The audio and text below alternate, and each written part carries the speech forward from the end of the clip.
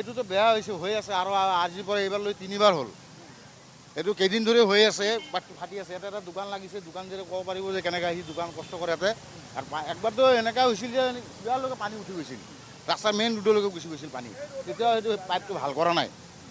আজি 3 দিন ধৰি এনেকুৱা হৈ আছে অলপ অলপ অলপ কালি গধূলি দেখা পাইছোঁ এইখিনি লাহে লাহে উঠি আছিল আজি চাগে ৰাতিপুৱা বেছি পানী আহি গৈছে সেইকাৰণে পূৰা উঠি গৈছে আপোনালোকে বিভাগীয় কৰ্তৃপক্ষক জনাইছেনে এতিয়ালৈকে এতিয়ালৈকে সেনেকৈ ৰিপৰ্টাৰ অহা নাছিল তেতিয়া ইয়াতকৈ ডাঙৰ যেতিয়া হৈছিল তেতিয়াও অহা নাছিল আপোনালোকে আজি বিভাগীয় কৰ্তৃপক্ষৰ কথা কৈছোঁ মই বিভাগীয় কৰ্তৃপক্ষক GMC হওক বা জল বোৰ্ড অঁ GMCৰে ভুল GMC চাব লাগে এইটো GMCৰে কাম নাই এইটো জল বোৰ্ডক জনাইছে নাই জনোৱা কোনে জনোৱা নাই তো আমি আৰম্ভণিতে যিটো পৰিৱেশ দেখিছোঁ তাতকৈ কিন্তু এতিয়া দুগুণ পানী ওলাই আছে এই মুহূৰ্তত ক্ৰমান্বয়ে বহল হৈ গৈ আছে অঁ বহুত বহল হৈ আছে আৰু বহল হ'ব দিয়া লাহে লাহে এতিয়া আৰু বহল হ'ব লাহে লাহে আপোনাৰ পৰা কিছু জনাৰ চেষ্টা কৰিম আৰম্ভণিতে যিটো পৰিৱেশ দেখিছিলোঁ তাতকৈ এতিয়া দুগুণ পৰিমাণে ইয়াত পানী নিৰ্গত হৈ আছে আৰু ক্ৰমান্বয়ে বহল হৈ গৈ আছে গোটেই পৰিৱেশটো